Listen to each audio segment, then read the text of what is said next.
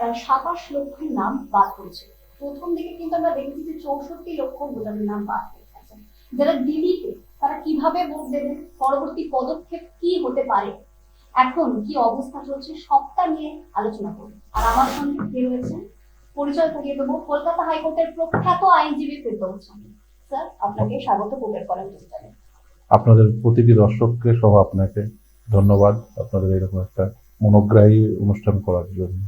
এই যে 27 লক্ষ নাম বাদ, নির্বাচনে অংশগ্রহণ করতে পারবেন আদৌ?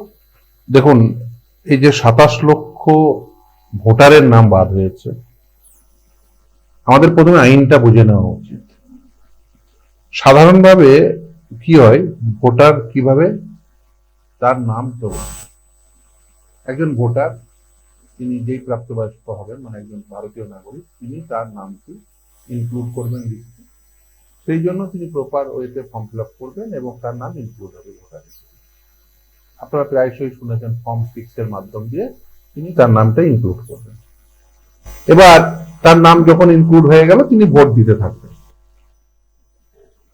বিভিন্ন টাইম টু টাইম, এটার কোনো নির্দিষ্ট সময় নেই যে এতদিনের পরপরই এই যে এসআইআর শব্দটি এতদিন শুনছেন, যে special intensive revision, time to time এই যে নির্বাচন কমিশন এই যে ভোটার তালিকাটিকে শুদ্ধিকরণের জন্য স্পেশাল ইন্টেন্সিভ রিভিশন বা ইন্টেন্সিভ রিভিশন করতে পারে। ফলে টাইম টু টাইম কোন টাইম ফ্রেমে করবেন সেটা একেবারে সম্পূর্ণভাবে নির্বাচন কমিশনের ডিসক্রিশন। এই ক্ষেত্রে দেখবেন অনেকদিন পর এসআইআর হলো, তার ফলে কি হলো, স্পেশাল ইন্টেন্সিভ রিভিশন হওয়ার জন্য অনেক মৃত ভোটার অলরেডি ভোটার লিস্টে ছিল। সেই জন্য প্রথমেই দেখবেন 58 লক্ষ লোকের নাম বাতিল হয়ে গেছে। মানে তারা মূলত মৃত ভোটার অথবা স্থানান্তরিত ভোটার। তাহলে 58 লক্ষ প্রথমেই বাদ। তারপরে 60 লক্ষের নাম আন্ডার অ্যাডজুডিকেশন এলো। তাহলে 60 লক্ষের মধ্যে এখন বর্তমানে 27 লক্ষের নাম বাতিল হয়েছে। এবার এই যে 27 লক্ষের নাম বাতিল হলো, এরা কি সকলেই বাতিলযোগ্য? না, সকলে বাতিলযোগ্য নয়, তারপরেও বাতিল হয়েছে। এখন নির্বাচনের যে আইন, অর্থাৎ এই যে এসআইআরটা হচ্ছে, এটা হচ্ছে representation of peoples act. Representation of peoples অ্যাক্টে বলা আছে সেকশন 22, সেকশন 23, সেকশন 24। সেকশন 22, 23 তে বলা আছে কিভাবে ইনক্লুশন হতে পারে অথবা এক্সক্লুশন হতে পারে নাম ভোটারের। সেকশন 24 বলছে অ্যাপিলের প্রভিশন, কোথায় অ্যাপিল করা যাবে। সেখানে বলা আছে সিইওর কাছে অ্যাপিল করা যাবে। কিন্তু বর্তমানে সেই সিইওর কাছে অ্যাপিল বর্তমানে করা যাচ্ছে না। কেন? তার কারণ এই যে বিহারে যখন এসআইআর হলো, সেই সময় থেকে সুপ্রিম কোর্টে মামলা চলছিল। In the meanwhile West Bengal সহ অন্যান্য রাজ্যেও এসআইআর শুরু হলো, সুপ্রিম কোর্টের সামনে মামলা গেল। সুপ্রিম কোর্ট দেখলো যে অনেক লোকের নাম বাতিল হয়ে গেছে, তাই সুপ্রিম কোর্ট কি করলো, একটা মেকানিজম তৈরি করলো, যেটা আইনে কিন্তু কোনো প্রভিশন নেই। সেটা কি, সুপ্রিম কোর্ট তার যে নিজস্ব ক্ষমতা রয়েছে, সংবিধান যে ক্ষমতা সুপ্রিম কোর্টকে দিয়েছে সর্বোচ্চ ন্যায়ালয়কে, সেই সর্বোচ্চ ন্যায়ালয়কে দেওয়া সংবিধান স্বীকৃত ক্ষমতার প্রয়োগ করে এই রাজ্যে এসআইআর যখন করছিল, ফলে এই যে খুব স্বল্প সময়ের মধ্যে এসআইআর করার জন্য, কারণ আমাদের রাজ্যে বিধানসভা ভোট রয়েছে, এবং খুব স্বল্প সময়ে এসআইআর করার জন্য এটি নির্বাচন কমিশনের দ্বারা সঠিকভাবে হচ্ছিল না বলে সুপ্রিম কোর্ট মনে করার জন্য এই রাজ্যে 700 জন বিচারককে নিয়োগ করা হলো। 500 জন বিচারক এই রাজ্যের, আর 200 জন বিচারক পার্শ্ববর্তী রাজ্যে উড়িষ্যা এবং ঝাড়খণ্ডের। অর্থাৎ 700 জন বিচারক তারা এই যে এসআইআর পর্বে তারা সংযুক্ত হলেন। কিভাবে সংযুক্ত হলেন? প্রথমে এসআইআর কি করলো, প্রথমে সকলকে এনুমারেশন ফর্ম ফিল আপ করেছে, আপনিও করেছেন, আমিও করেছি। এনুমারেশন ফর্ম ফিল আপ করে এই যে এসআইআর ওরা একটা বেস ইয়ার ধরলো। বেস ইয়ারটা কি? 2002। অর্থাৎ 2002 সালের লিস্টে আপনাকে একটা লিঙ্কেজ দেখাতে হবে। যদি আপনি সেই সময় প্রাপ্তবয়স্ক থেকে থাকেন এবং আপনার নাম যদি 2002 সালের লিস্টে থেকে থাকে, তাহলে আপনি আপনার নামটিকে দেখাবেন। ওই এনুমারেশন ফর্মে দেখবেন নিচের দিকে আপনাকে দেখাচ্ছিল, আপনি হলে নিজের নাম হলে একদিকে, আর আপনার আত্মীয় স্বজন মানে বাবা মার নাম হলে আর একদিকে। ফলে এই লিঙ্কেজ গুলো আপনিও করেছেন। অর্থাৎ 2002 সালের লিস্টে হয় আইদার আপনার নিজের নাম অথবা আপনার আত্মীয় হিসেবে আপনার বাবা মা হিসেবে লিঙ্কেজ করাতে হয়েছে। তাহলে সেই এনুমারেশন ফর্মটি দেখার পরে তারা যদি দেখেছেন যে লিঙ্কেজ প্রপারলি হচ্ছে না বা কোনো ত্রুটি বিচ্যুতি রয়েছে, তাহলে তখন তারা দেখবেন একটা নোটিশ সার্ভ করেছে। প্রথমে এই ইউনিভার্সাল ফর্মের ভিত্তিতে যদি ম্যাপ হয়েছে, তাহলে একটি লিস্ট তালিকা তৈরি করেছে। সেই তালিকায় অনেকের নাম এসে গেছে, ফলে তারা ম্যাপ হিসেবে, তারা বৈধ ভোটার হিসেবে স্বীকৃতি পেয়ে তারা বর্তমানে ভোটার লিস্টে আছে। আর একদল মানুষ যারা ইভেন ম্যাপ হওয়ার পরেও বিভিন্ন ত্রুটি বিচ্যুতি, কিরকম, যেমন ধরেন নামের বানান, আপনার অথবা পিতার নামের বানানের, এই হিসেবে বিভিন্ন জন নোটিশ পেয়েছেন। মূলত 6টি কারণ, লজিক্যাল ডিসক্রিপেন্সি, অর্থাৎ এটি যে নতুন টার্ম এলো, তাহলে এই এসআইআর পদ্ধতিতে কতগুলো জিনিস হলো। একটা হচ্ছে লজিক্যাল ডিসক্রিপেন্সি, আন্ডার অ্যাডজুডিকেশন, বিচারকদের নিযুক্তি, এবং আরেকটি টার্ম এলো, সেটা কি এবং সেটা কেন হলো সেটাও ব্যাখ্যা করা প্রয়োজন। সেটা হচ্ছে এই যে লজিক্যাল ডিসক্রিপেন্সি হওয়ার জন্য, এই যে ধরুন যখন নোটিশটা পেলো, নোটিশ পাওয়ার পরে সকলেই কিন্তু হিয়ারিং এ পার্টিসিপেট করলো, এই আরো নোটিশ দিল, সেই নোটিশের অনুযায়ী তারা সকলে হিয়ারিং এ গেল, হিয়ারিং এ গিয়ে সব ডকুমেন্ট জমা করলো। এখন সমস্যাটা যেখান থেকে তৈরি হয়েছে সেটা বুঝে নেওয়া উচিত। ধরুন একজন ব্যক্তিকে বললো যে তার, অথবা যেমন স্ল্যাশ করে লেখা ছিল, আপনার অথবা আপনার পিতার নামের ভুল থাকার জন্য আপনাকে নোটিশ দেওয়া হলো। এবার যে ব্যক্তি হিয়ারিং এ গেছেন, তিনি তার এনুমারেশন ফর্ম নিয়ে গেছেন, নোটিশটা নিয়ে গেছেন, সঙ্গে এক গোছার ডকুমেন্ট নিয়ে গেছেন। কিন্তু যিনি হিয়ারিংটি কন্ডাক্ট করাচ্ছিলেন, তিনি কি করেছেন, ও আপনি নিয়ে এসছেন, তো আপনার ওই শুধুমাত্র ওই অ্যাডমিট কার্ড দিয়ে দিলেই শোনাও গেছে।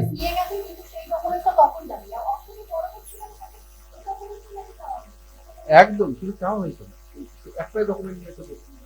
এবার কি হয়েছে, এই একটা ডকুমেন্ট নিয়েছে, বা যে ডকুমেন্টটি তাকে ওই কেসটি মেড আউট করতে সাহায্য করবে না, সেই ডকুমেন্টটি নিয়েছে। তার ফলে কি হয়েছে, ধরুন ওই ডকুমেন্টগুলোই তো আপলোডেড হয়েছে সিসিআই এর কাছে, ওই ডকুমেন্টগুলোই তো ছিল। এবার যখন সুপ্রিম কোর্টের নির্দেশে এই বিচারকরা নিযুক্ত হলো, তারা কোন ডকুমেন্ট দিয়েছে? তারা কি এই যে ব্যক্তিটির নাম ভুল রয়েছে নামের বানানে, তাকে কি পার্সোনাল হিয়ারিং দিয়েছিলেন? না, দেননি। ওই যে ডকুমেন্ট জমা হলো, সেই ডকুমেন্টের ভিত্তিতেই এই বিচারকরা অ্যাডজাজ করবেন, ফলে তাদের নাম ডিলিট হয়ে গেল। এবার সুপ্রিম কোর্টের সামনে এই প্রশ্ন এলো, যে সুপ্রিম কোর্টের সামনে যে এই প্রশ্নটি এলো, যে রিপ্রেজেন্টেশন অফ পিপুলস অ্যাক্টে এই যে অ্যাপিলের প্রভিশনটা আছে সিইওর সামনে, তিনি একজন এক্সিকিউটিভ অফিসার, তিনি একজন আইএস অফিসার, তাহলে জাজেদের ভুল হয়েছে না ঠিক হয়েছে, যে বিচারকরা এটা অ্যাডজাজ করলেন, সেটির ভুল হয়েছে না ঠিক হয়েছে, তার বিচার কি একজন এক্সিকিউটিভ অফিসার করবেন, মানে একজন আইএস অফিসার করবেন? সেটা তো মানে আমাদের সাংবিধানিক কাঠামোর সঙ্গে মানানসই নয়। তাই ট্রাইব্যুনাল তৈরি করে দেওয়া হলো, এবং সুপ্রিম কোর্ট বলল, কলকাতা হাইকোর্টকে দায়িত্ব দিল যে আপনারা ট্রাইব্যুনাল। এবার ট্রাইব্যুনালের নোটিশ হলো 20 তারিখে, নোটিশ হলো গত মাসের 20 তারিখে, যে 19টি ট্রাইব্যুনাল তৈরি হবে। যেমন ধরুন কলকাতা এবং নর্থ 24 পরগনার জন্য একজন বিচারক, মানে প্রাক্তন বিচারপতি, তিনি দায়িত্ব পেলেন। আবার ধরুন হুগলির জন্য একজন, হাওড়ার জন্য একজন, নদিয়ার জন্য একজন, এরকম প্রতিটি জেলা ভিত্তিক এক একজন করে বিচারপতিরা, প্রাক্তন বিচারপতিরা তারা নিযুক্ত হলেন। কিন্তু নিযুক্ত হওয়ার পরে যেটা মূল প্রশ্ন আসলো, সেটা হচ্ছে যে এই বিচারপতিরা যারা নিযুক্ত হলেন ট্রাইব্যুনালে, এরা কিভাবে কাজ করবেন? কারণ আমাদের দেশে যত ট্রাইব্যুনাল রয়েছে তার একটি নির্দিষ্ট আইন রয়েছে। সে ধরুন এই আমার রাজ্যে, ধরুন আপনি উদাহরণ দিয়ে বলি, যেমন স্যাট, স্টেট অ্যাডমিনিস্ট্রেটিভ ট্রাইব্যুনাল, সেটি কিন্তু অ্যাডমিনিস্ট্রেটিভ ট্রাইব্যুনাল অ্যাক্টের মাধ্যম দিয়ে, ক্যাট, মানে যত এই যে ট্রাইব্যুনাল আছে তাদের নির্দিষ্ট প্রথাগত আইন রয়েছে। কিন্তু এই একটি ট্রাইব্যুনাল যার নির্দিষ্ট প্রথাগত আইন নেই, মানে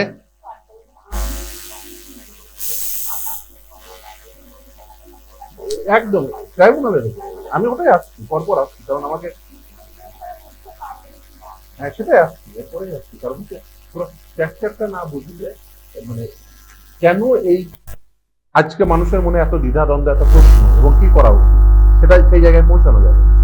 এবার এই যে 19টি ট্রাইব্যুনাল তৈরি হলো, এবার যেহেতু প্রথাগত কোনো আইন নেই, এই সুপ্রিম কোর্ট দেখবেন নির্দেশনামায় বলে দিয়েছেন যে আপনি সর্বশেষ 2-3টে নির্দেশ দেখেন, সেখানে বলে দিলেন, এবং বিশেষ করে 1 তারিখের যে নির্দেশ, সেখানে স্পষ্টত প্যারা 10, আমার যদি মেমোরি খুব বেশি ফেল না করে, প্যারা 10-এ স্পষ্টত বলে দিলেন যে এই যে যাদের অ্যাডজাজ করবে তাদের সকলকে অপরচুনিটি অফ হিয়ারিং,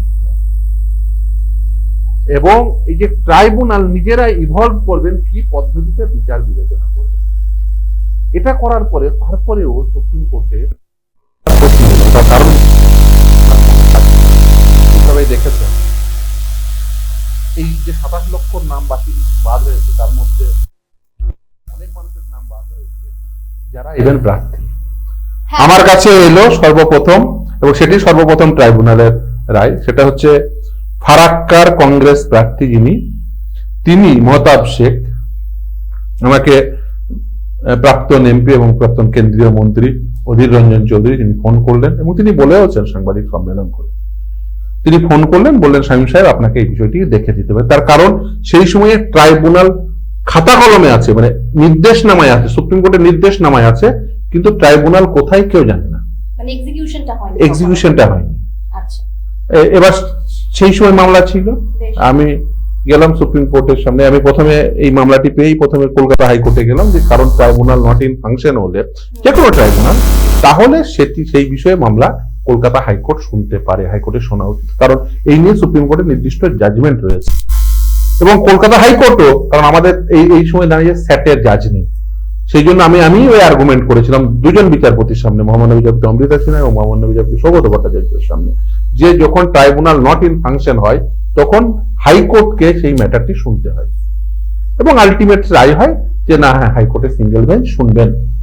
তো আমি সেই রায়কে কোট করেই বলি যে আমার সুপ্রিম কোর্টের জাজমেন্ট আছে, কলকাতা হাইকোর্টেরও জাজমেন্ট রয়েছে, মহামান্য একটি সিঙ্গেল বেঞ্চের সামনে গিয়ে, যে এই বিষয়টি যে একজন প্রার্থী তার নাম ডিলিট হয়ে গেছে, কিন্তু তিনি ভোটার লিস্টে অন্তর্ভুক্ত হওয়ার যোগ্য, কিন্তু এই নাম ডিলিট হয়ে গেছে, এই ম্যাটারটি আপনাকে দ্রুততার সঙ্গে শুনতে হবে। কিন্তু তিনি বলেন যে আমি কি করব, সুপ্রিম কোর্ট তো বিষয়টা দেখছে, আর তাছাড়া এটা কলকাতা হাইকোর্টের প্রধান বিচারপতি দেখছে, আপনি কলকাতা হাইকোর্টের প্রধান বিচারপতি। আমি সঙ্গে সঙ্গে ইমিডিয়েটলি সেই কোর্ট রুম থেকে দৌড়তে গিয়ে কলকাতা হাইকোর্টের 1 নম্বর কোর্টে গেলাম, যেটি প্রধান বিচারপতির আদালত, সেখানে গিয়ে তিনি বললেন যে দেখুন আমি তো কি করবো, এটা তো সুপ্রিম কোর্ট দেখছে।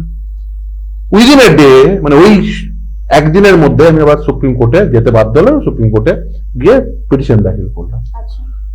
সুপ্রিম কোর্ট রায় দিল যে নির্দিষ্ট টাইম বাউন্ড ম্যানারে এই যাতে নমিনেশন করতে পারে, কারণ নমিনেশন ডেট তো একেবারে নির্দিষ্ট, ফলে খুব স্বল্প দিন, মাত্র হাতে 3 দিন 4 দিনের সময় পেয়েছি, মানে ওয়ার্কিং ডেজ, 3টে ওয়ার্কিং ডেজ এর মধ্যে আমার 3টে কোর্ট ঘোরা হয়ে গেল। তারপরে সুপ্রিম কোর্ট বলল যে এরকম নমিনেশন যাতে দাখিল করতে পারে সেরকম সময়ের মধ্যে অ্যাডজাস্ট করে দিতে। কলকাতা হাইকোর্টে প্রধান বিচারপতি এই ট্রাইব্যুনাল তৈরি করেছেন। এবার এই ট্রাইব্যুনালে কিন্তু কলকাতা সুপ্রিম কোর্ট যেটা করেছিলেন প্রথম মামলাটিতে, সেক্ষেত্রে প্রিজাইডিং জাজ হিসেবে কলকাতা হাইকোর্টের প্রাক্তন প্রধান বিচারপতিকে দায়িত্ব দিলেন যে এই মামলাটি শোনার জন্য।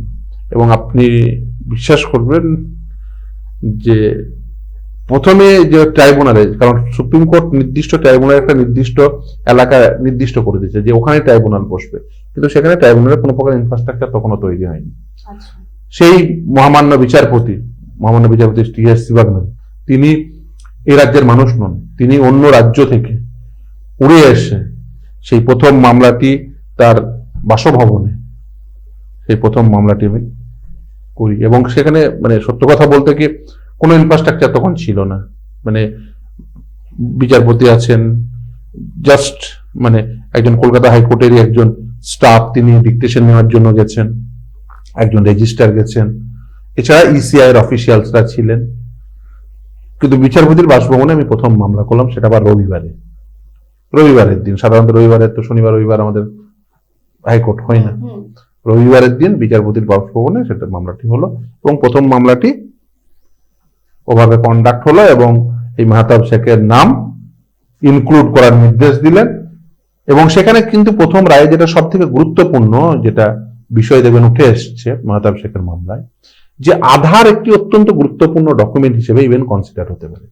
এবং এই ব্যক্তির পাসপোর্ট রয়েছে, আধার রয়েছে, সমস্ত ডকুমেন্ট রয়েছে, তার নিজের সন্তানের বার্থ সার্টিফিকেটে তার নাম নথিবদ্ধ রয়েছে, তার নিজের সন্তানের এডুকেশনাল কোয়ালিফিকেশনের অল ডকুমেন্টে তার নাম নথিবদ্ধ তাহলে রয়েছে। কি করে এটা হতো? তার নিজের সন্তানদের নাম ইনক্লুড, তার পরিবারের সকলের নাম ইনক্লুড, শুধুমাত্র তার নামটি ডিলিট হয়ে গেছে। ভীষণই অবাক করা কাণ্ড, কিন্তু হয়েছে। ফলে প্রথম মামলাটি এইভাবে, যাই হোক, এইভাবে হলো এবং আলটিমেট তার নাম ইনক্লুড হলো। আর একজন ক্যান্ডিডেট ওরকম একইভাবে কালীগঞ্জের প্রার্থী, তার একটি রাজনৈতিক দলের প্রার্থী, তিনিও আবার এলেন একইভাবে, তারও মামলা দিনের দিন করলেন। কিন্তু সেই ক্ষেত্রে সুপ্রিম কোর্ট বললেন যে এটাকে ট্রাইব্যুনালকে দেখতে হবে, এবং ট্রাইব্যুনালে যিনি ওই জেলার জন্য, নদিয়া জেলার জন্য যিনি ভারপ্রাপ্ত বিচারপতি ছিলেন, বিচারপতি রঘুনাথ রয়, তিনি এই বিষয়টিকে আবার যখন সুপ্রিম কোর্টের নির্দেশ একদিনের মধ্যেই, যেদিন নির্দেশ হলো তারপরের দিন একদিনের মধ্যেই আবার এই দ্বিতীয় মামলাটির ক্ষেত্রে সেটি আবার অনলাইন লিংক দিল আমাকে, আমি আমার চেম্বার থেকে বসে অনলাইন লিংকে মামলা করলাম। আচ্ছা। তারপরে মামলা করার পরে মানে রীতিমতো যে কোথা থেকে অর্ডার পাবো এই নিয়ে এক মানে দীর্ঘ পথ, যে কেউ বলতে পারছে না কোথা থেকে কোথায় কোন ওয়েবসাইটে অর্ডারটি আপলোড হবে, কারণ আমাদের হাইকোর্টের যেমন একটা নির্দিষ্ট ওয়েবসাইট রয়েছে, তো সেই ওয়েবসাইটে অর্ডারটি আপলোড হয়। এখনো পর্যন্ত এই যে অর্ডার, যে ট্রাইব্যুনালের অর্ডার, যেমন প্রথম দিন যেদিন ট্রাইব্যুনালে মামলা করি সেদিন যেহেতু ফিজিক্যালি আমি গেছিলাম, ফিজিক্যালি বিচারপতির বাড়িতে একটা স্ট্যাম্প পর্যন্ত ছিল না। এটা বলতে আমার কোনো দ্বিধা নেই, আপনাকে দেখিয়ে দিতে পারি। সেখানে যিনি ভারপ্রাপ্ত ছিলেন সেখানে তিনি সই করে নিচে তার ডেজিগনেশন দিয়ে তিনি তার, আমাদের কারণ প্রতিটি রায় তার সার্টিফাইড কপি পেতে হয়, কারণ স্যার নাহলে আপনি বুঝবেন কি করে যে একটা আদালতের রায় এটি। আপনি একটা ট্রাইব্যুনাল যখন গঠন করবেন, ট্রাইব্যুনাল আপনি ধরুন স্যাটে, তার সার্টিফাইড কপি, যে কোনো নির্দেশ হলো, রায় হলো, জাজমেন্ট হলো, তার সার্টিফাইড কপি পাবেন, তবে তো বুঝবেন যে এটা ডকুমেন্টটি অরিজিনাল। এখনো পর্যন্ত ট্রাইব্যুনালের কোনো ওয়েবসাইট নেই যে যেখানে আপনি যেখান থেকে আপনি মানে রায়ের কপি পাবেন। তারপরে এটা যাই হোক, সে অনেক কাঠখড় পুড়িয়ে সেকেন্ড মামলা ওই এটা পেলাম, নির্দেশটি পেলাম। তারপরে নির্দেশনামায় বলে দেওয়া হয়েছিল, যেমন প্রথম নির্দেশনামায় বলে দিয়েছিল রাত্রি 8টার মধ্যে আপলোড করে দিতে, এবং সেটি হয়ে গেছে। দ্বিতীয় নির্দেশনামায় বললেন, যে বিচারপতি ছিলেন তিনি বললেন যে বাই টুডে এটা আপলোড করে দিতে, অর্ডারটি আপলোড মানে যাতে সাপ্লিমেন্টারি লিস্টে তার নাম উঠে আসে। আমি আপনাদের দেখাতেও পারি ইনফ্যাক্ট, হ্যাঁ। তো সাপ্লিমেন্টারি লিস্টে নামটি উঠে আসে। রাত্রি 12টার মধ্যে হলো না, কিন্তু পরের দিন হচ্ছে, অর্থাৎ 8 তারিখে ঘটনাটা ঘটেছে, 9 তারিখ হচ্ছে লাস্ট ডেট নমিনেশনের সেকেন্ড ফেজে। রাত্রি 1:30টার সময় আমি সিইও দপ্তরে গেছি, গিয়ে দেখছি স্বাভাবিকভাবে বন্ধ। তো তারপরে মানে একটার পর একটা মেল করেছে, ইসিআই থেকে শুরু করে, সিইও থেকে শুরু করে প্রত্যেককে মেল করেছে। তাহলে এখান থেকে একটা প্রশ্ন আসে যে এত রকমের গোলাচল রয়েছে, তাহলে যাদের নাম ডিলিটেড তারা কিভাবে আবেদন করবে, আসলে কোথায় যাবে? হ্যাঁ, এবার একটা পদ্ধতি দেখুন, ওই 20 তারিখে নোটিফিকেশনে বলা আছে যে অনলাইন, প্রথমে তো ছিলই না কিছু, তারপরে এলো অনলাইন। বর্তমানে অনেকেই অনলাইন অ্যাপ্লিকেশন করছেন অ্যাপিলে, কিন্তু অনলাইনে একটা মানে অসুবিধা আছে, বিশাল অসুবিধা। কি? দুটো আবেদন করতে অনেকে এখনো জানেন না, থেকে বড় কথা দুটো মানে পদ্ধতিগতই অসুবিধা আছে। 1000 ক্যারেক্টারের মধ্যে আপনাকে অ্যাপিলটাকে লিখতে হবে। একদম, আমি মানে এটাতেই আসছিলাম যে কি লিখবেন যারা আবেদন করবেন, ওই 1000-এর প্রেসি আর 500 শব্দের প্রেসি, ওইটাতে তারা কি লিখবেন, এটা যদি আপনি একটু গাইড করেন। একদম, দেখুন গাইড করার জায়গাটা হচ্ছে 1000 ক্যারেক্টারের মধ্যে আপনাকে লিখতে হবে, আর 500 ক্যারেক্টারের মধ্যে আপনাকে রিলিফ শর্ট ফর করতে হবে। আর সব থেকে বড় অসুবিধার জায়গাটা হচ্ছে যে কোনো ডকুমেন্ট আপলোড করার জায়গা নেই। এবার ধরুন এই যে প্রথম পেজে বলেছিলাম, আপনি নিয়ে গেছেন 20টা ডকুমেন্ট, নিয়েছে একটা ডকুমেন্ট যেটা ইররিলেভেন্ট ডকুমেন্ট, আপনি জানেন না যে কোন ডকুমেন্টে নিয়েছে। এখন যখন আপনার মামলাটি হচ্ছে তখন আপনাকে বলছে যে এই ডকুমেন্টটি নেই। আমি যেমন দ্বিতীয় মামলার ক্ষেত্রে আমি পাসপোর্ট দেখালাম, বললো আপনার পাসপোর্ট আছে, এই ডকুমেন্টটা তো আপলোড নেই। বলে এই তো ডকুমেন্ট আমি দিয়েছিলাম আমাকে তো। এবার যিনি আপলোড করেছেন এই আরো, তিনি যদি আপলোড না করেন তার জন্য দায়ী আমি হব? আমি তো হতে পারি না। সেই জন্য আমি কি করেছি, এই যে অনলাইন অ্যাপ্লিকেশন করার পর আমি একটা পিটিশন বানিয়েছি। সেই পিটিশনের কপি ডিস্ট্রিক্ট ম্যাজিস্ট্রেটকে দিয়েছি, বলেছি যখন আমার ম্যাটার আডজাজ হবে তখন যেন এই গোটা petition copy along with all document যেন প্লেস করা হয় বিফোর দ্য অ্যাপ্রোপ্রিয়েট ট্রাইব্যুনাল। কারণ সুপ্রিম কোর্ট তার নির্দেশনামায় বলে দিয়েছে অ্যাডিশনাল ডকুমেন্ট নেবে কি নেবে না এটা ট্রাইব্যুনালের একেবারে নিজস্ব ক্ষমতা, তারাই ঠিক করবেন, ট্রাইব্যুনাল ঠিক করবেন। অতএব অ্যাডিশনাল ডকুমেন্ট আমাকে নিতে হবে। যদি আমার কেস মেড আউট করার জন্য ওই ডকুমেন্টটি প্রয়োজনীয় হয় অবশ্যই নিতে হবে। দ্বিতীয় দুটো প্রশ্ন অত্যন্ত জরুরি, এক অ্যাডিশনাল ডকুমেন্ট, দ্বিতীয় হচ্ছে অপরচুনিটি অফ হিয়ারিং। আমি প্রথম যে দুটো এখনো পর্যন্ত, আজকেও আনন্দবাজারে দেখবেন নিউজ হয়েছে, মানে লিডিং নিউজ পেপারে, তো আমি বলতে পারি যে সেখানে দেখুন দুটো মামলায় আমি দুটো মামলাতে আমি আইনজীবী ছিলাম, সেখানে দুটো মামলাতে আমি হিয়ারিং করে যাচ্ছি, অর্থাৎ অ্যাডভোকেটই তার মানে তার মক্কেলের হয়ে মামলা প্রেজেন্ট করেছে। এই যে অপরচুনিটি অফ হিয়ারিং দেওয়া এটা গুরুত্বপূর্ণ, ন্যাচারাল জাস্টিস কমপ্লাই হবে না হলে। প্রথম কথা, আপনি জানাননি যে কি কারণে নাম ডিলিট হয়েছে, ফার্স্ট এটা তো অধিকার আছে, একদম আমার জানার অধিকার রয়েছে, right to know, it's my fundamental right. তাহলে প্রথম কথা জানা মানে আপনাকে জানানোই হলো না যে আপনার নাম কি কারণে বাতিল হলো। দ্বিতীয়, এখনো পর্যন্ত এই ইনফ্রাস্ট্রাকচার তৈরি হয়নি যে আপনি প্রপার অ্যাপিল করতে পারবেন, যে আপনার পুরো কেস মেড আউট করার জন্য আপনার 1000 কেন, আপনার 5000 10,000 শব্দ লিখতে হতে পারে, আপনার দুটো জায়গায় 5টা ডকুমেন্ট দিতে হতে পারে, বিভিন্ন জনের বিভিন্ন। আমি একটার পর একটা উদাহরণ দিই, তাহলে পরিষ্কার হয়ে যাবে। আজকে এক ভদ্রমহিলা এসছেন, তিনি তার নামটি বলেও দিতে পারি, সামথিং ব্যানার্জি, তিনি স্কুল শিক্ষিকা। তো তার যে মামলার বর্ণনা তিনি লিখেছেন যে কেন তার নামটি মানে থাকা উচিত ছিল, এই ডকুমেন্টের সঙ্গে লিঙ্কেজ কিভাবে 2002 সালের এর সঙ্গে তার লিঙ্কেজ করবেন, এটি লিখেছেন। কিন্তু ওই সব ওই পুরো কেসটা মেড আউট করার ক্ষেত্রে ওই 1000 শব্দ যথেষ্ট নয়, 1000 মার্জনা করবে, 1000 ক্যারেক্টার, শব্দও নয়। ক্যারেক্টার, দ্যাট মিনস 1000টি ক্যারেক্টার, কিন্তু 1000 শব্দ নয়। আমি একটা কথাই বারবার বলতে, তাহলে সাধারণ মানুষ তো বিভ্রান্ত হবেন, তারা তো মানে আমি মনে করি অফলাইনেও আবেদন করবেন কিনা সেটাও তাহলে না, দেখুন দুভাবে আবেদন করা যাচ্ছে, একটা হচ্ছে অনলাইন, একটা অফলাইন। যদিও ডিস্ট্রিক্ট ম্যাজিস্ট্রেট অফিসগুলো, ডিএম অফিসগুলো তারা সাজেস্ট করছে আপনারা অনলাইন আপলোড করুন, কিন্তু দুভাবেই নোটিফিকেশন অনুযায়ী দুভাবেই আবেদন করা যায়, এক অনলাইন, দ্বিতীয় অফলাইন। অফলাইনে 3টে জায়গায় আপনার দেওয়ার প্রভিশন রেখেছে, এক এসডিও, এসডিএম আর ডিএম অফিস, নোটিফিকেশনে বলা আছে। এবার এই অফলাইন যখন আবেদন করছেন বা অনলাইন আবেদন করছেন, চেষ্টা করবেন আপনার কেসটি মেড আউট করা, এবং সমস্ত ডকুমেন্ট আপনি অফলাইনে হলেও আপনি পাঠিয়ে দিন। দ্বিতীয় হচ্ছে, আপনার যখন ট্রাইব্যুনালে যখন শুনানি হবে, তখন ট্রাইব্যুনালে আপনার সমস্ত ডকুমেন্ট আপনি প্রডিউস করবেন, অ্যাজ ওয়েল এজ প্রথমেই জানতে চাইবেন আপনার নামটি কি কারণে ডিলিট হয়ে গেছে। আর দুর্ভাগ্য হলো, মানে এটা সত্য কথা, আপনাকে একটা কেস মেড আউট করতে হচ্ছে কি কারণে নাম ডিলিট হয়ে গেছে সেটা না জেনে। আমি তো মনে করি ওই গ্রাউন্ডে সকলের নাম আবার উঠে আসা উচিত। আপনি যখন একটি কেস, দেখুন আমি আইনজীবী সত্তা থেকে বলছি, যখন ধরুন সাপোজ একজন মানুষ তিনি চাকরি করছেন, এই চাকরি করা অবস্থায় তাকে ধরুন সার্ভিস থেকে টার্মিনেট করে দেওয়া হলো, ধরুন একজন কলেজের অধ্যাপক, সার্ভিস থেকে টার্মিনেট করে দেওয়া হলো উইদাউট অ্যাসাইনিং এনি রিজন। আমরা কি করে, আমরা পরের দিন হাইকোর্টে তার একটা প্রপার রিপিটিশন করে হাইকোর্টে দাখিল করে বলি যে মাই লর্ড, দেখো এই লোকটিকে সার্ভিস থেকে টার্মিনেট করা হয়েছে উইদাউট অ্যাসাইনিং এনি রিজন, অতএব একে রিইনস্টেট করে দাও। এবং খুব স্বাভাবিকভাবে রিজন অ্যাসাইন না করার জন্য খুব স্বাভাবিক রায় আসে তার পক্ষে, পিটিশনারের পক্ষে, যে হ্যাঁ একে কোনো কারণ না দোষিয়ে একে সার্ভিস থেকে টার্মিনেট করা হয়েছে, অতএব একে রিইনস্টেট করে দেওয়া। এই গ্রাউন্ডেই সকলের নাম আবার রিইনস্টেটেড হয়ে যাবে। স্বাভাবিকভাবেই আসে যে যাদের নাম ডিলিট হয়ে গেছে তারা এটা কেউ জানেন না যে কেন ডিলিট হয়েছে। আমাকে যদি প্রপার আইনি যুক্তি দেয় বলে, ফলে তারা ওখানে কি লিখবেন জানেন না, 500 মানে ক্যারেক্টার বা 1000 ক্যারেক্টার, এটাই তো তারা তাহলে বুঝতে পারবেন না। প্রথম এটাই তো একটা বড় প্রশ্ন হয়ে দাঁড়াচ্ছে এখানে। দেখুন আমি যদি স্ট্রিক্ট ল সেন্সে বলি, তাহলে সকলের নাম ওই গ্রাউন্ডে রিইনস্টেটেড হয়ে যাওয়া উচিত, সকলের নাম আবার ইনক্লুড হয়ে যাওয়া উচিত, মানে অন্য কোনো গ্রাউন্ড ট্রাইব্যুনালে দেখাই উচিত না। আমি মনে করি এটা আইনগতভাবে, যে আপনাকে উইদাউট অ্যাসাইনিং এনি রিজন আপনার নাম ডিলিট করা হয়েছে, সো আপনাকে ইনক্লুড করে দেওয়া হবে।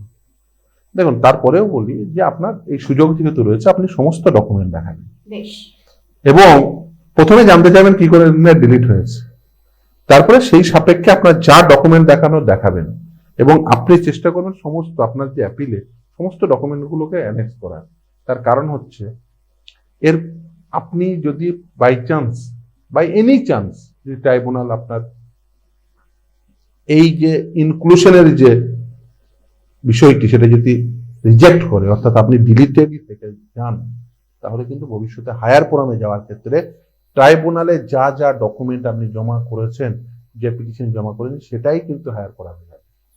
ফলে আপনার সমস্ত ডকুমেন্ট সেখানে থাকা উচিত বলে আমি মনে করি একজন আইনজীবী হিসেবে। যদি স্যার ডিলিটেডই থেকে যান, তারা কি পরবর্তী ভোটাধিকার বা নির্বাচন প্রক্রিয়ার অংশ হতে পারবে? না না, ডিলিটেড থাকলে তো সেটা কি করে হবে, কিন্তু ডিলিটেড তো থাকার কথা না।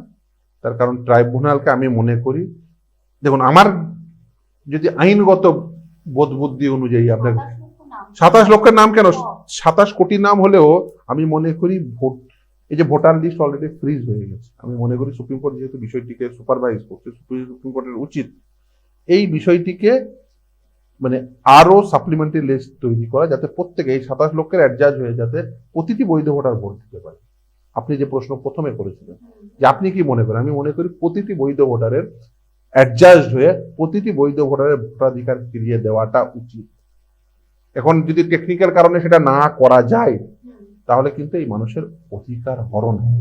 কোথাও গিয়ে যদি সেটা টেকনিক্যালি করা না যায়, তাহলে তো মানে এই যে গোটা নির্বাচন প্রক্রিয়া সেটাকে অসফল হতে যাচ্ছে। না দেখুন, আমি বলি আমি আইনজীবী হিসেবে আপনাকে একদম আপনি ঠিক বলছেন। আমি তো প্রথমে এই প্রশ্নই আমি তুলেছিলাম। ধরুন আমি একটা উদাহরণ দিই, তাহলে আরো পরিষ্কার হয়ে যাবে। ধরুন মুর্শিদাবাদের বা নদিয়ার বা বর্ধমানের যে কোনো একটা কেন্দ্র, সেই কেন্দ্রে যিনি জয়ী প্রার্থী আর যিনি পরাজিত প্রার্থী, তাদের দুজনের মধ্যে ধরুন ভোটের ফলাফলের ভিত্তিতে 2000-এর পার্থক্য, মানে একজন মানুষ যিনি জয়ী হলেন তিনি 2000 বেশি ভোট পেয়ে পরাজিত প্রার্থীর থেকে বেশি ভোট পেয়ে তিনি নির্বাচিত হলেন। আর সেই কেন্দ্রে ধরুন 10,000 মানুষের নাম ডিলিট হয়ে গেছে। এই 10,000 মানুষের মধ্যে ধরুন ভবিষ্যতে ধরুন 2 বছর লাগলো, 3 বছর লাগলো এই ট্রাইব্যুনালের মাধ্যমে অ্যাডজাস্ট হতে, 2 বছরের পরে দেখা গেল এই 10,000-এর মধ্যে আবার 9,000 ব্যক্তির নাম ফিরে এলো। তাহলে ওই 9,000 জন ব্যক্তি তো যাকে ভোট দিত তার ভাগ্য নির্ধারিত হতো ওই কেন্দ্রে। তাহলে ওই 9,000 ভোটের উপর ভিত্তি করে যিনি জয়ী প্রার্থী তিনি পরাজিত হতে পারেন। তাহলে ভবিষ্যতে এই যে 9,000 ভোট ইনক্লুড হলো, 9,000 লোকের নাম ভোটার হিসেবে, তারা সেই কারণে এই ভোটের রেজাল্ট কিন্তু অল্টার হওয়ার সম্ভাবনা তৈরি হয়ে যাবে। মানে আইনগত জটিলতা বাড়লো। আমি মনে করি এই এসআইআর পর্বে যেটা হয়েছে সেটা আইনগত জটিলতা বেড়েছে। সুপ্রিম কোর্টের নির্দেশে, কারণ সুপ্রিম কোর্টের ক্ষমতা আছে, করতে পারেন। সুপ্রিম কোর্টের নির্দেশে বিচারক নিযুক্ত হয়েছে, যেটা আইনে কোনো প্রভিশন ছিল না। সুপ্রিম কোর্টের নির্দেশে ট্রাইব্যুনাল তৈরি হয়েছে, সুপ্রিম কোর্ট পারেন নিশ্চিতভাবে 142 করে তারা সেই ট্রাইব্যুনাল নিযুক্ত করতে পারেন। এবং এটা করাই হয়েছে এই কারণে যাতে বিষয়টিকে, আমার মনে হচ্ছে যে ইলেকশন কমিশন এই যে স্বল্প সময়ের মধ্যে এসআইআর করতে গিয়ে এই পুরো বিষয়টিকে পাকিয়েছে। এই স্বল্প সময়ের মধ্যে আমি এসআইআর করব। প্রশ্ন করবো, সেটা হচ্ছে এই যে গোটা বিষয়টা, যে বিষয়টা আদতে নিয়ে আমরা আজকে আলোচনা করছি, এত মানুষের নাম ডিলিট হয়ে গেছেন, কারা যোগ্য কারা অযোগ্য, ভোটাধিকার কেড়ে নেওয়ার ব্যাপারটা, যেটা নিয়ে এত টালমাটাল পরিস্থিতি, আপনি আইনজীবী হিসেবে কাকে দায়ী বলে মনে করেন? দেখুন এর দায়ী পরিস্থিতিটার জন্য কাকে দায়ী বলে মনে করেন? এই যে মানুষের হয়রানি, মানুষ ট্রাইব্যুনালে ভোর রাত থেকে লাইন দিয়ে রয়েছে। না ট্রাইব্যুনাল মানে বেসিক্যালি যেখানে জমা নিচ্ছে অ্যাপিল, হ্যাঁ মানে এখনো ট্রাইব্যুনাল মানে জানেন না টেকনিক্যালি ডকুমেন্টস আনতে হবে, সেটা পর্যন্ত তারা মানে পুরোপুরি তাদের কাছে অন্ধকার ছেড়ে তারা কিছু দেখতে পাচ্ছে না, এমন আমরা বুঝতে পারছি। তো সেই জায়গা থেকে এই যে সিচুয়েশনটা, এই পরিস্থিতিটা কাকে দায়ী বলে মনে হচ্ছে? দেখুন ইলেকশন কমিশন সর্বপ্রথম যেহেতু যারা করেছে, ইলেকশন কমিশন যদি নোটিশটা অনেক আগে দিত, মানে 1 বছর আগে থেকে, তার 1 বছর এসআইআর করতে পারেন, করা উচিত। আমি একজন আইনজীবী হিসেবে মনে করি অবশ্যই, আমি প্রথম দিন থেকে বলে আসছি না, অনেকেই দেখবেন এসআইআর প্রভিশনটাকে চ্যালেঞ্জ করেছে, এটা করেছে সেটা করেছে, কিন্তু আমি আইনগতভাবে মনে হয়েছে আমার যে এসআইআর নির্বাচন কমিশনের আইন সিদ্ধ অধিকার, ফলে এসআইআর করা উচিত। না হলে কি হবে বলুন তো? দেখুন আপনাকে একটা উদাহরণ দিই, আমি এসআইআর এর মধ্যে ভুল নেই, কিন্তু এসআইআর করার মধ্যে পদ্ধতিগত অবশ্যই আপনি এসআইআর এই যে দেখুন বিধানসভা নির্বাচন যদি 2026 হয়, আপনি 2024 থেকে শুরু করতে পারতেন, অসুবিধা ছিল না। দেখুন এসআইআর কেন করা উচিত এটাও বুঝে নেওয়া উচিত। দেখুন যে কোনো মানুষের বাড়িতে ধরুন একজন বয়স্ক মানুষ মারা গেলেন, তার ধরুন এলআইসি আছে, তিনি মাসে মাসে হোক বা কোয়ার্টারলি হোক বা ইয়ারলি হোক প্রিমিয়াম দিতেন, তার এলআইসির কাগজটি নিয়ে তার সন্তানেরা তার ডেথ সার্টিফিকেট নিয়ে এলআইসির টাকা তুলতে যান। আপনি এরকম কোনো সন্তান পাবেন না যে, মানে প্রায় পেলেও খুব স্বল্প, যে তার বাবার ডেথ সার্টিফিকেটটি নিয়ে তার নাম ভোটার লিস্ট থেকে বাদ দেওয়ার জন্য অফিসে অফিসে ছুটে বেড়াচ্ছেন, পেয়েছেন? তাহলে এই এসআইআরটা করার প্রয়োজন ওখানে।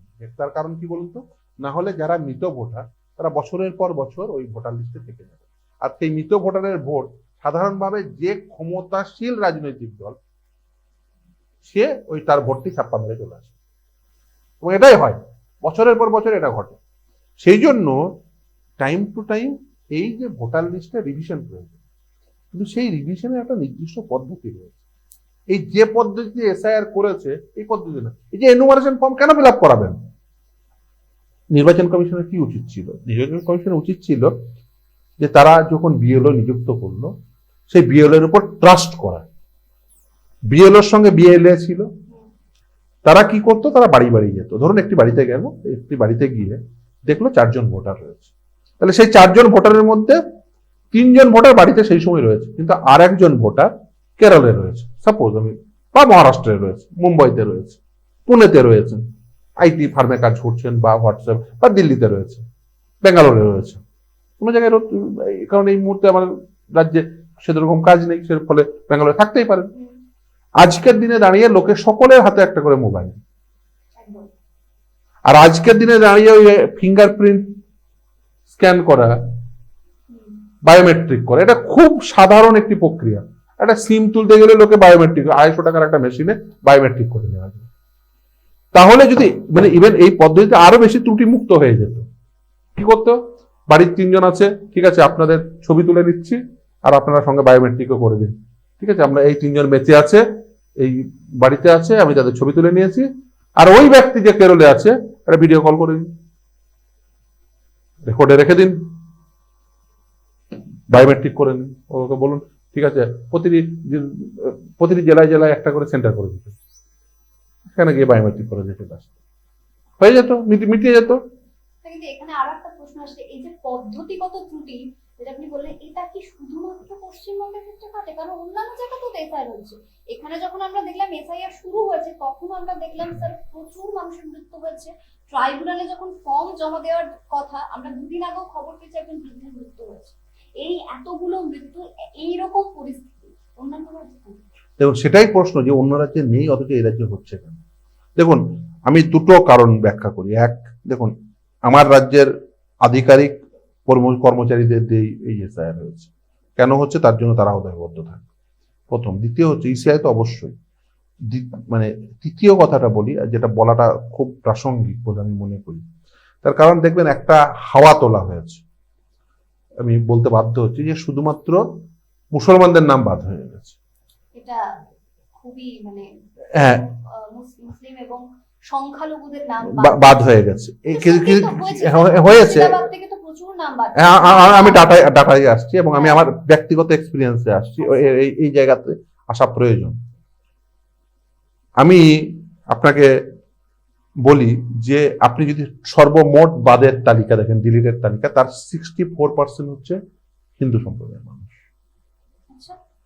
এবং হ্যাঁ, এবার মুর্শিদাবাদে আপনি ডেন্স দেখছেন, কারণ মুর্শিদাবাদে ডেন্সলি পপুলেটেড মানে মুসলিম সংখ্যালঘুরা রয়েছে, সেখানে 4.5 লক্ষ মানুষের এক জায়গায় নাম বাতিল হয়েছে, সেজন্য দেখছেন। ইভেন এটা ভাবার কোনো কারণ নেই যে নিম্নবর্ণের মুসলমানের নাম বাতিল হয়েছে বা গরিব মুসলমানের নাম বাতিল হয়েছে, বড়লোক মুসলমানের নাম বাতিল হয়েছে। আমি একটা উদাহরণ দিই, তাহলে পরিষ্কার হয়ে যাবে। একজন ব্যক্তি, তিনি এই যে চিত্তরঞ্জন হাসপাতাল আছে না, এই হাসপাতালে একসময় বেসরকারি ছিল। আমি দেখবেন আমার সোশ্যাল মিডিয়া পেজে তিনি বসেছিলেন আমার চেম্বারে গিয়ে। সেই ব্যক্তি যিনি এই হাসপাতালটিকে সরকারিকরণ ঘটালো, 2 জন ডাক্তার চিকিৎসক সেই মানে এই কর্মকাণ্ডের সঙ্গে যুক্ত ছিলেন। সেই সময় দেশের প্রধানমন্ত্রী ছিলেন ইন্দিরা গান্ধী, তাকে ব্যক্তিগতভাবে চিঠি লিখতেন। সেই ভদ্রলোক অনেকদিন আগে মারা গেছেন, তার স্ত্রী রয়েছেন। এই ভদ্রলোকের এবং তার স্ত্রী, অর্থাৎ এই ডাক্তারবাবুর স্ত্রীর, ডাক্তারবাবু এবং তার স্ত্রী, এই দম্পতির তিন সন্তানের মধ্যে, এবং এরা মুসলিম বলছি, তিন সন্তানের মধ্যে দুই মেয়ে, তারা এমডি ডক্টর, এবং এক ছেলে সে এমসিএইচ করা, মানে এমসিএইচ মানে হচ্ছে এমবিবিএস কমপ্লিট করেছেন, তারপর এমডি কমপ্লিট করেছেন, তারপর সুপার স্পেশালিস্ট ডিগ্রি এমসিএইচ করে তিনি একজন নিউরো সার্জন, এবং এই রাজারহাটে তার একটি হাসপাতাল রয়েছে, অর্থাৎ একটি হাসপাতালেরও মালিক। সেই এমসিএইচ করা ডাক্তারবাবুর নামও বাতিল হয়েছে, আর তার মায়ের নামও বাতিল হয়েছে, অথচ তার দুই বোনের নাম আছে, তার বাবার তো ছিলই। এটা বললাম যে একটা বর্ণের মানে উচ্চবিত্ত একটা মুসলিম পরিবারের কথা বললাম। এবার আসি, এই যে আজ এই যে বলছেন না, এই আজকে আপনি তার নিজের স্বহস্তে লিখা, মানে তার মামলাটি কি সেটা তিনি নিজের স্বহস্তে লিখেছেন। আমি জাস্ট, আপনি নিশ্চিতভাবে দেখতে পাচ্ছেন, তথ্যটা কি ঠিক না, মানে সংখ্যা এই দেখুন, তিনি শ্রাবন্তী ব্যানার্জি, তিনি তার নিজের হাতের লেখা, আপনি দেখতে পাচ্ছেন, হ্যাঁ, দেখতে পাচ্ছেন স্বহস্তে লেখা তার মামলার বর্ণনা। তিনি কিন্তু একটি উচ্চ বর্ণের হিন্দু শিক্ষিকা, মানে আমি যদিও হিন্দু মুসলিম হিসেবে মানুষকে দেখা উচিত না, কিন্তু এটা একটা ন্যারেটিভ তৈরি করা হচ্ছে। আচ্ছা, শুধু এটা নয়, সরকারের একটি দপ্তরের উচ্চতম পদে আসীন একজন আধিকারিক, তিনি একসময় সিও দপ্তরেও কাজ করেছেন, একদম উচ্চতম পদে। তার একমাত্র সন্তান আমেরিকায় পাঠ নিতে গেছেন, শিক্ষা গ্রহণ করতে গেছেন, স্টুডেন্ট ভিসায় গেছেন, তার নাম ডিলিট হয়ে গেছে। তাহলে কি অঙ্কটা কি দাঁড়ালো? উচ্চবিত্ত মুসলিমের নামও বাতিল হয়েছে, উচ্চবিত্ত হিন্দুর নামও বাতিল হয়েছে, নিম্নবিত্ত মুসলিমের নামও বাতিল হয়েছে, নিম্নবিত্ত হিন্দুর নামও বাতিল হয়েছে। আমার কাছে এরকম অজস্র উদাহরণ রয়েছে। শুধু তাই না, আজকে একদম আজকে এসছে বসিরহাট কোর্টের একজন সিভিল প্র্যাকটিশনার, একজন ভালো আইনজীবী, অত্যন্ত ভালো প্র্যাকটিস করে, তার নাম বাতিল হয়েছে। আমাদের কলকাতা হাইকোর্টেরই আইনজীবী নাম বাতিল হয়েছে। আমি উদাহরণ দিয়ে বলছি যে এটা শোনার পরে অনেকেই হয়তো একটু থমকে যাবেন। হ্যাঁ, মানে এরকম অনেকের নাম বাতিল হয়েছে যাদের নাম বাতিল হওয়ার কোনো যুক্তিসঙ্গত কারণ নেই, কিন্তু নাম বাতিল হয়েছে। আমি মনে করি, আপনি যে প্রশ্নটা জিজ্ঞেস করেন কি হওয়া উচিত, আমি মনে করি এদের প্রত্যেকের নাম ইনক্লুড হওয়া উচিত, একটা গ্রাউন্ডে ইনক্লুড হওয়া উচিত। সেটা কি? তুমি কোনো কারণ না দোষিয়ে নাম ডিলিট করেছো, সকলের নাম ইনক্লুড হওয়া উচিত। লিগালি একটা গ্রাউন্ডে সকলের নাম ইনক্লুড হওয়া উচিত, কারণ যে বিয়োজিত তালিকা, যে ডিলিট লিস্ট, সেখানে কোনো কারণ দর্শন হয়। তাহলে অ্যাপিল, যদি আমি তার অ্যাপিল করি, ওই গ্রাউন্ডে তো ওই ওই বিষয়টিকে স্যাটিসফাইড করে, ওই ডিলিট লিস্টটিকে স্যাটিসফাইড করে ওর নাম ইনক্লুড করে দেওয়া উচিত। আর শুনুন, সুপ্রিম কোর্ট অনেকদিন আগেই বলে দিয়েছে আসামে একটি মামলায়, এই যে ফরেনার্স ট্রাইব্যুনালের মামলায়, যে নামের সামান্য তারতম্যে কারোর নাম ডিলিট করা যায় না, কারোর নাম বাতিল করা যায় না। অনেকে দেখবেন, আমি দুটো উদাহরণ দিই তাহলে পরিচয়, যেমন শেখ, এই শব্দটি অনেকে এসকে হিসেবে লিখে, কুমার, এখানে অনেকে দেখবেন কে আর লিখে দেয়। ফলে দেখবেন কোন ডকুমেন্টে তার কে আর লিখা আছে, কোন ডকুমেন্টে কুমার, কারণ নিহার কুমার সাহা, নিহার কে আর সাহা কোন ডকুমেন্টে করা আছে। শেখ ইমতিয়াজ, কোন ডকুমেন্টে পুরোটি লেখা আছে শেখ ইমতিয়াজ, কোন ডকুমেন্টে লেখা আছে এস কে ইমতিয়াজ। ফলে এই দুটো ব্যক্তি যে আলাদা, এটা এই কনক্লুশনে পৌঁছানোটা হচ্ছে মূর্খামি। সেই জন্য আমি বলছি যে শুধু নামের সামান্য তারতম্যের কারণে কাউকে ডিলিট লিস্টে ফেলে দেওয়া এটা একেবারেই অনুচিত। শুধু তাই না, ধরুন 6 জনের বেশি সন্তান, মানে ইভেন আজকে এসেছিল প্রায় ধরতে গেলে গোটা গ্রাম চলে এসেছিল, ইভেন এরকম প্রতিদিন আসে। আমি তো মানে রীতিমতো তাদের প্রত্যেকে বলছি যে চিন্তা করো না, কিন্তু কি করবে, তারা চলে আসছে। নদিয়ার একটি গ্রাম চন্দনপুর বলে, সেই গ্রামের প্রায় 800 জনের অধিক মানুষের নাম বাতিল হয়ে গেছে। তারা খুব চিন্তিত, যাদের আবার বললাম আজকে এসছে, মানে গোটা গোটা গ্রামের সব, মানে যারা মাথার মানুষ আর কি, তাদের কথাই, কেউ মেম্বার, কেউ ধরুন স্কুল শিক্ষক, কেউ অধ্যাপক, কেউ আইআইটি এখন পড়াশোনা করছে। এই যে আজকে যে এই যে আইনজীবীর কথা বলছিলাম বসিরহাট কোর্টে, তার পরিবারের 6 তারা ভাই, তাদের কোনো সন্তান আইআইটিতে পাঠ নিচ্ছে, কেউ মেডিকেল অফিসার হিসেবে পশ্চিমবঙ্গের একটি হাসপাতালে কর্মরত, কেউ হয়তো ইয়েতে মানে ইঞ্জিনিয়ারিং পড়ছে, কেউ ডক্টরি পড়ছে। তার পরিবারের সকলের নাম আছে সেই সেই আইনজীবীর নাম। মানে স্যার এইটা বোঝা যাচ্ছে এই যে এত নাম বাদ গেছে একমাত্র তাদের আশা ভরসা এর মধ্যে দাঁড়িয়ে ট্রাইব্যুনাল। একদমই, দেখুন এখনো পর্যন্ত সুপ্রিম কোর্ট যেহেতু ট্রাইব্যুনাল তৈরি করে দিয়েছে, ট্রাইব্যুনালে অ্যাপিলেট করেই তাদের নাম ইনক্লুড করতে হবে। আর আমি মনে করি আপনি যে কথাটা আবারও রিপিট করছি, যে কারণ না দর্শানোর জন্য সকলের নামই ইনক্লুড করা উচিত, প্রতিটি বৈধ ভোটারের নাম ইনক্লুড করা উচিত। আপনি একজন মানুষ তার নাম ডিলিট করছেন, কারণ দর্শানো যে তুমি তোমার এই কারণের নাম ডিলিট হয়ে যাচ্ছে। যখন তাকে তার নাম ডিলিট করবেন তার কারণ দর্শাতে হবে। আপনি উইদাউট অ্যাসাইনিং এনি রিজন আপনি তার নাম ডিলিট করে দেবেন। আমার আর এক আইনজীবী বন্ধু বলছিলেন তার এক মক্কেলের নাকি পাসপোর্ট সেটা বাতিল হয়েছে। যদি তিনি বলতে পারবেন, কারণ তিনি আমার সরাসরি মক্কেল, তাকে বলেছি যে হাইকোর্টে রিট করুন যদি সেটা হয়ে থাকে। আজকে কিছুজন যেমন আমাকে ইনফর্ম করে, আমি বললাম যে প্রকৃত ইনফরমেশন আমার সামনে প্লেস করুন, নিশ্চিতভাবে লড়বে। যে যাদের নাম ডিলিট হয়ে গেছে তারা নাকি এই জমি কেনা বেচা করতে পারছে না। এই সমস্যাগুলো যে হচ্ছে না তা নয়, কিন্তু হচ্ছে। দেখুন সব থেকে বড় কথা যে প্রশ্নটা আমার সামনে আসছে সেটা হচ্ছে, যেহেতু এই সংক্রান্ত মামলা করি, চাকরি সংক্রান্ত, চাকরিজীবীদের নাম বাতিল হয়ে গেছে, চাকরি তারা আতঙ্কিত। এই যে চাকরিজীবী বলছেন না, মানে এক ভদ্রমহিলা, তিনি তার মেয়ে এবং জামাইকে পাঠিয়েছেন, এবং তিনি কিন্তু অসুস্থ, তিনি কিন্তু ক্যান্সার রোগ আক্রান্ত। তিনি তার মেয়ে জামাইকে পাঠিয়েছেন, তার হাজবেন্ড বাংলাদেশ মুক্তিযুদ্ধে ভারতীয় সেনা আধিকারিক হিসেবে অংশগ্রহণ করে তিনি কিন্তু জয়লাভ করেছেন এবং মারা গেছেন, তার স্বামী মারা গেছেন। এই ভদ্র মহিলা, ক্যান্সার আক্রান্ত ভদ্র মহিলা, তিনি পেনশন পান একজন আর্মি আধিকারিকের স্ত্রী হিসেবে। তিনি তার একমাত্র মেয়ে এবং জামাইকে পাঠিয়েছেন যে আমার নাম ডিলিট হয়ে গেছে, আমি পেনশন পাবো তো।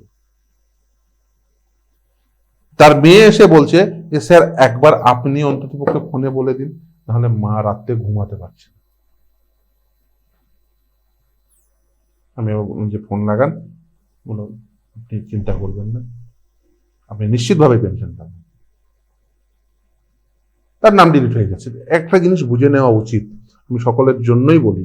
দেখুন এটা ঠিক, ভারতবর্ষের ভোটার, ভারতবর্ষের যে কোনো প্রান্তে ভোটার ভারতের নাগরিক ছাড়া অন্য কেউ হবে না। ভারতের ভোটার হতে গেলে ভারতের নাগরিক হওয়াটা বাধ্যতামূলক। কিন্তু তার অর্থ এই নয় যে ভোটার লিস্টে আপনি আপনার নাম নেই মানে আপনি ভারতীয় নাগরিক নন। এটা কোথাও সিদ্ধ হয়নি। ধরুন আপনি যদি মনে করেন যে আমি ভোটার লিস্টে নাম তুলব না, আপনার ইচ্ছা, নাও তুলতে পারেন। আপনি মনে করলেন আমি ভোটার হিসেবে ভোট দেব না, আপনার ইচ্ছা, নাও দিতে পারেন। যদি আমি মনে করি প্রত্যেকের ভোট এই ভোটের পদ্ধতিতে প্রত্যেকের অংশগ্রহণ করা উচিত, গণতন্ত্রের আমি মনে করি অত্যন্ত গুরুত্বপূর্ণ অংশ হচ্ছে নির্বাচন। ফলে সেখানে সকলের পার্টিসিপেট করা উচিত, সেটা অন্য বিষয়। কিন্তু আপনি অধিকারের প্রশ্নে যদি বলেন যে আমার ইচ্ছা হচ্ছে না ভাই আমি ভোট দেবো না, আমার ইচ্ছা হচ্ছে না আমি ভোটার লিস্টে নাম তুলবো না, তাই বলে কি আপনি ভারতীয় নাগরিক থাকবেন না? আপনি ভারতীয় নাগরিক হওয়া সত্ত্বেও যদি ধরুন আপনার নাম না থাকে ভোটার লিস্টে, তার মানে কি কোথায় সিদ্ধ হয়ে গেল আপনি ভারতীয় নাগরিক? আমি আরো একটা উদাহরণ দিই। এইটাকে বিচার করবে যে ভারতীয় নাগরিক আমি ভারতীয় নাগরিক নাকি নয়, এইটাই হচ্ছে সবথেকে বড় প্রশ্ন, এবং এটাতেই এত কনফিউশন তৈরি হচ্ছে। এটার জন্য আইন রয়েছে তো, সেজন্য এই কনফিউশন থাকার, মনে কোনো কনফিউশন রাখবেন না। এই যে এসআইআর পদ্ধতি হচ্ছে, এইটি হচ্ছে রিপ্রেজেন্টেশন অফ পিপলস অ্যাক্ট। আর কে ভারতীয় নাগরিক বা কে ভারতীয় নাগরিক নন, এটা ডিটারমিন্ড হয় সিটিজেনশিপ অ্যাক্টে এবং সংবিধানে। নির্বাচন কমিশন ঠিক করতে পারে না, একদমই পারে না, একদমই পারে না। আপনাকে সেই প্রশ্নেরই আমি অ্যান্সার দেওয়ার চেষ্টা করছি। দেখুন দুটো আইন, একটা হচ্ছে রিপ্রেজেন্টেশন অফ পিপলস অ্যাক্ট, একটা হচ্ছে সিটিজেনশিপ। রিপ্রেজেন্টেশন অফ পিপলস অ্যাক্টে নির্বাচন কমিশন ত্রুটিমুক্ত ভোটার লিস্ট তৈরি করার জন্য দায়বদ্ধ, এবং ইলেকশন কমিশনকে সংবিধান এই দায়িত্ব দিয়েছে যে তুমি ত্রুটিমুক্ত একটি ভোটিং পদ্ধতি চালাবে, তার জন্য তোমাকে একদম সর্বোচ্চ ক্ষমতা দেওয়া হবে। কিন্তু তার অর্থ এই নয় যে নির্বাচন কমিশন ডিটারমিন করবে ও ভারতীয় নাগরিক বা ও ভারতীয় নাগরিক নয়। ভারতীয় নাগরিকত্ব দেওয়া না দেওয়া, পাওয়া না পাওয়া, কে নাগরিক হবে, এটা আমাদের সংবিধান এবং সিটিজেনশিপ অ্যাক্টের মাধ্যমে ডিসাইড হয়। এবং কারোর নাগরিকত্ব কাটতে পারে একমাত্র সেন্ট্রাল গভর্নমেন্ট, কেন্দ্রের সরকার, নট নির্বাচন কমিশন। নির্বাচন কমিশন এবং কেন্দ্রের সরকার এক না। ফলে এই যে একটা কনফিউশন বাজারে ছড়িয়ে দেওয়া হচ্ছে, এই ছড়িয়ে দেওয়ার কোনো মানেই নেই। সিটিজেনশিপ অ্যাক্টের মাধ্যমে নাগরিকত্ব ডিসাইড হয়। আপনার নাগরিকত্ব রিনাউন্স করতে হলে সেটা সেন্ট্রাল গভর্নমেন্ট করবে, নির্বাচন কমিশন না। আমি একটা উদাহরণ দিয়ে পরিষ্কার হয়ে যাবে। ধরুন ড্রাইভিং লাইসেন্স, ধরুন আপনি গাড়ি চালাতে পারেন, ধরুন আমি গাড়িতে আসছি, আমার গাড়িতে তো আমার ড্রাইভারের একজন যিনি ধরুন ট্রাফিক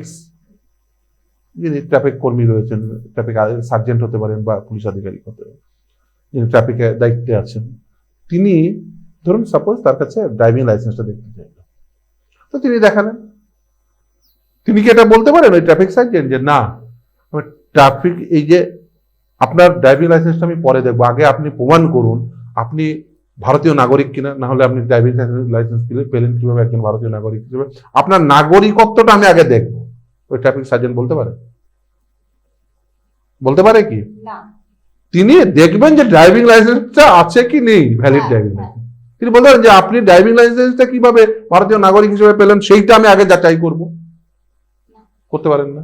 তাহলে ওটা ওর ক্ষমতার বাইরের এক্সারসাইজ। সমভাবে ইলেকশন কমিশন অফ ইন্ডিয়া এটা দেখতে পারেন না আপনি নাগরিক কি নাগরিক না, এটা দেখার ওর কোনো অধিকার নেই। ইলেকশন কমিশন অফ ইন্ডিয়ার এর কোনো অধিকার নেই। অনধিকার চর্চা। আপনার নাম ভোটার লিস্টে ছিল ভাই, আপনি লিঙ্ক করতে পারলে আপনার নাম ভোটার লিস্টে উঠবে। আপনি নাগরিক কি নাগরিক না, ও দেখার অধিকার আছে নাকি? ও কোনো অধিকার নেই। হ্যাঁ, ভারতীয় নাগরিকরাই ভোটার লিস্টে নাম তুলবেন, কিন্তু আপনি ভারতীয় নাগরিক না এটা আমি যাচাই করব, বুঝে নেব, বা আমি নাগরিকত্ব আপনার মানে একদম কেড়ে নেব, ইলেকশন কমিশন অফ ইন্ডিয়া নাগরিকত্ব কাটবে, এরকম কোনো বিষয়ই নেই। আর একটা কথা জেনে বুঝে নেওয়া উচিত যে আপনার নাম বাদ হয়েছে মানে আপনার নাম কালকে ইনক্লুড হবে না, অবশ্যই ইনক্লুড হবে। আমি তো বললাম যে আইনগতভাবে আপনি যদি আমাকে বলেন যে এই যে নাম বাতিল হয়েছে অথচ তার কোনো কারণ দর্শানো হয়নি, এই গ্রাউন্ডে সকলের নাম আবার ইনক্লুড হয়ে যাওয়া উচিত। কিন্তু সময় তো খুব কম, হ্যাঁ, নির্বাচন এবং এই মাসেই নির্বাচন, ফলে এত মানুষের নাম ডিলিটেড, আগামী রয়েছেন, উদ্বেগে রয়েছেন। আমি সেই হিসেবে আপনার কাছে একটা অনুরোধ করবো যে আপনি প্লিজ দর্শকদের বলে দিন যে আতঙ্কে বা উদ্বেগে না থেকে পর কি করণীয়। দেখুন, প্রথমেই বলি আতঙ্কে বা উদ্বেগে থাকার কোনো প্রকার কারণ নেই। আপনার নাম ডিলিট লিস্টে এসছে, লিস্টটি প্রকাশ হয়েছে, সেখানে দেখবেন উপরেই লেখা আছে যে 15 দিনের মধ্যে আপিল করুন। আপনি আপিল দুটো পদ্ধতিতে করতে পারেন, একটা হচ্ছে অনলাইনে ইসিআই নেটে, আর না হলে এসডি অফিস ডিএম অফিসে অফলাইনে। এই অ্যাপিলটি করে দিন। ট্রাইব্যুনাল আজ না হয় কাল বসবেই, কারণ সুপ্রিম কোর্টের নির্দেশ রয়েছে। ট্রাইব্যুনালে একটার পর একটা বিষয় আপনাকে দেখবে, অ্যাপিলগুলো দেখবে, এবং ট্রাইব্যুনালে দুটো কাজ করা উচিত। এক, এখনো বসেনি নিশ্চিতভাবে, সেটা না করলে নিশ্চিতভাবে আমরাও আবার মামলা করব। এক, সমস্ত ডকুমেন্ট দেখা উচিত ওই কেসটিকে মেড আউট করার জন্য। দ্বিতীয়, অপরচুনিটি অফ হিয়ারিং দেওয়া উচিত, অর্থাৎ সেই ব্যক্তি অথবা তার যদি কোনো আইনজীবী তিনি যদি অ্যাসিস্ট্যান্স নিতে চান, তাকে তার ওই ট্রাইব্যুনালের সামনে মামলা প্লেস করার অধিকার দেওয়া উচিত। তার কারণ একটি অত্যন্ত গুরুত্বপূর্ণ অধিকার কাটেল ডাউন হয়ে যাবে, সে চলে যাবে, অথচ তাকে প্রপার অপরচুনিটি অফ হিয়ারিং দেবেন না, ন্যাচারাল জাস্টিস কমপ্লাই করবেন, এটা হতে পারে না। আর সুপ্রিম কোর্ট নির্দেশনামায় বলেই দিয়েছে অপরচুনিটি অফ হিয়ারিং আপনাকে দিতেই হবে। ফলে অপরচুনিটি অফ হিয়ারিং দেওয়া number 1, number 2, all relevant document সেটা প্রডিউস করার অধিকার দেওয়া, এবং সেটা ট্রাইব্যুনাল হলে আশা করি সেটা দেবে। ফলে আপনাদের এই মুহূর্তে কাজ হচ্ছে ট্রাইব্যুনালে অ্যাপিল করা 15 দিনের মধ্যে, এবং যখন ট্রাইব্যুনাল ফর্ম হবে তখন আপনার সমস্ত ডকুমেন্ট সেখানে প্রপারলি প্লেস করা। আমি যেমন এই দুটো মামলা আমি সমস্ত ডকুমেন্ট প্রপারলি প্লেস করেছি, যে এইটা আমার পাসপোর্ট, এটা আমার আধার কার্ড। এবং প্রথম রায়টিতেই দেখবেন আধার কার্ডের গুরুত্বকে বিচার করে তিনি কিন্তু আধার কার্ড সহ পাসপোর্ট দেখে তিনি কিন্তু রায় দিয়েছেন। আমি তো দ্বিতীয় মামলাটিতে আমি মূলত দুটো ডকুমেন্ট দেখিয়েছি, একটা আধার কার্ড আর পাসপোর্ট। ফলে মানে এটা নয় যে বেসিক্যালি আপনাদের নাম ফেরত আসবে না, আপনাদের যারা বৈধ ভোটার তাদের সকলের নামই ফেরত আসবে। হয়তো একটা সময় চলে যাচ্ছে, এটা খুব পেনফুল। আগামী 13 তারিখ সুপ্রিম কোর্টে মামলা রয়েছে, এই বিষয়ে আর্গুমেন্ট হবে যে যাতে প্রতিটি ভোটার এই ভোটেও যাতে অংশগ্রহণ করতে পারে। আমি মনে করি যদিও ভোটার লিস্ট ফ্রিজ হয়ে গেছে, প্রথম পর্যায়ে নমিনেশনের লাস্ট দিনে প্রথম পর্যায়ের ভোটার লিস্ট ফ্রিজ হয়ে গেছে প্রথম 6 তারিখ, আর দ্বিতীয় পর্যায়ের 9 তারিখ, তার কারণ 9 তারিখ হচ্ছে নমিনেশনের লাস্ট ডেট। কিন্তু আমি মনে করি এটা যদি এক্সট্রা অর্ডিনারি সিচুয়েশন তৈরি হয়েছে, তাই এই যে ফ্রিজিং ডেট এটাকে এক্সটেন্ড করা উচিত। এবং প্রত্যেকে, কারণ হচ্ছে এটা লয়ের বাইপাস হতে পারে, কারণ অলরেডি আমরা বাইপাস করে ফেলেছি, কারণ অলরেডি আমরা জুডিশিয়াল অফিসার অ্যাপয়েন্ট করে দিয়েছি, ট্রাইব্যুনাল অ্যাপয়েন্ট করে দিয়েছি। ফলে আমরা অলরেডি বাইপাস করে গেছি। ফলে বাইপাস রুট যখন ধরেছেন তখন আপনাকে আরো একটু বাইপাস রুটে হাঁটতে হবে, কিছু করার নেই, কারণ এটা এক্সট্রা অর্ডিনারি সিচুয়েশন তৈরি হয়েছে। ফলে আমি মনে করি যে এই ফ্রিজিং ডেটটা এটাকে এক্সটেন্ড করা উচিত, number 1। Number 2, in the meanwhile এই সকলের ম্যাটারগুলো অ্যাডজাস্ট করে বৈধ ভোটারদের এই ভোটার লিস্টের নাম তুলিয়ে সাপ্লিমেন্টারি লিস্ট তৈরি করে। এই যেমন ধরুন সাপ্লিমেন্টারি লিস্ট তৈরি হয়েছে, এই যে কংগ্রেসের যিনি প্রার্থী ছিলেন বা কালীগঞ্জের যিনি প্রার্থী ছিলেন, আমি যে মামলা দুটো করেছি এখনো পর্যন্ত যে দুটি মামলা অ্যাডজাস্ট হয়েছে, সেগুলো যেমন সাপ্লিমেন্টারি লিস্ট বেরিয়েছে, মানে নির্বাচন কমিশন বাধ্য হয়েছে সাপ্লিমেন্টারি লিস্ট বের করতে। ট্রাইব্যুনাল নির্দেশ দিয়ে, সুপ্রিম কোর্টের নির্দেশে ট্রাইব্যুনাল বসেছে, ট্রাইব্যুনাল নির্দেশ দিয়েছে, সাপ্লিমেন্টারি লিস্ট বেরিয়েছে। তাহলে এই দুটো ক্যান্ডিডেট যদি হতে পারে তাহলে এরও হতে পারে, কেন হবে না? ফলে এই বিষয়গুলো মানে অবশ্যই আমি মনে করি গুরুত্বপূর্ণ যে সকলের নাম ইনক্লুড হওয়া উচিত। যদি না ইনক্লুড হয় না, তাহলে কিন্তু এই মানুষগুলোর একটি অত্যন্ত গুরুত্বপূর্ণ অধিকারকে কেড়ে নেওয়া হবে, এবং সেটি যেই করুক না কেন, সে যার এন্ড থেকেই হোক না কেন। আমি এখন কে দায়ী নয়, এই মুহূর্তে দাঁড়িয়ে সেই আলোচনার থেকে বেশি গুরুত্বপূর্ণ যে কিভাবে নাম তুলবেন। সকলেই ট্রাইব্যুনালে অ্যাপিল করুন, অনলাইন বা অফলাইন, এবং আপনারা দুটো জিনিস করবেন, আপনাদের উপযুক্ত ডকুমেন্ট দেখাবেন, number 1। Number 2, opportunity of hearing নেবেন। আর নাম্বার 3, আপনি যখন এই ট্রাইব্যুনালের সামনে অ্যাপিয়ার করবেন তখন প্রথম যেটি জেনে নেবেন আপনার ডিলিট হওয়ার কারণটি এবং আপনার কোন কোন ডকুমেন্ট আপলোডেড আছে। এতক্ষণ এই নিয়ে আমরা আলোচনা করছিলাম যে যাদের নাম ডিলিটেড, যে তারা কি করবে, তাদের সামনে কি রাস্তা খোলা রয়েছে। এবং প্রখ্যাত আইনজীবী তিনি আমাদের বুঝিয়ে বললেন যে আতঙ্ক বা উদ্বেগের কারণ নেই, ট্রাইব্যুনাল রয়েছে, বিষয়টি মীমাংসিত হওয়াটাই কাম্য, তাই তো স্যার? একদম। এবং আমরা এই এতটা উদ্বেগে না থেকে যখন হিয়ারিং এর ডেট আসবে তখন যেন আমরা অবশ্যই তারা তাদের নাম ডিলিটেড হয়েছে তারা যেন যান। এবং স্যার যে প্রশ্নগুলো করতে বলেছেন যে কেন কি এবং যত কটা ডকুমেন্টস রয়েছে সব নিয়ে যদি তারা যান, তাহলে এত চিন্তা এত উদ্বেগের কারণ নিশ্চয়ই আমরা আশা রাখবো যে প্রত্যেকটি বৈধ ভোটার তারা ভোটাধিকার